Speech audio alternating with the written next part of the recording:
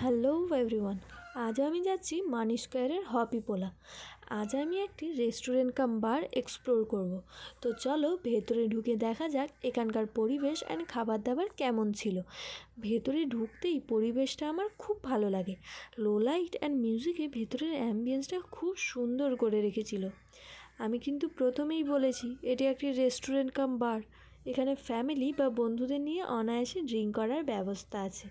এখানে কিছু সেলফি জোনও ছিল জানো, যেখানে বেশ ভালো ভালো ছবি আসছিল। ভেতরে একটি ইনডোর গেমেরও ব্যবস্থা তারা রেখেছিল। অ্যান্ড ডিজেটা তো দারুণ বাজাচ্ছিল, এত দারুণ ডিজে বাজাচ্ছিল যে আমরা অটোমেটিকলি নাচতে শুরু করেছিলাম। ফাইনালি আমরা এবার কিছু খাবার অর্ডার দিলাম, যার মধ্যে ছিল French fries, white virgin mojito, chicken kebab, assorted pepper crispy fish. Chicken কাবাবের টেস্টটা আমার খুব ভালো লেগেছিলো।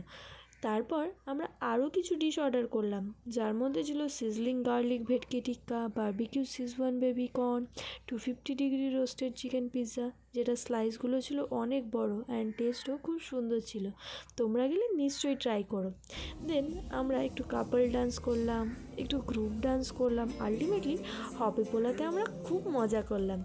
ডান্স করতে করতে কখন অনেক রাত্রি হয়ে গেছিলো বুঝতে পারিনি। তারপর আমরা আবার বেরিয়ে পড়লাম নিজের নিজের ডেস্টিনেশনের জন্যে। সো আজকের ব্লগ এই পর্যন্ত। Bye bye, good night, have a sweet dream.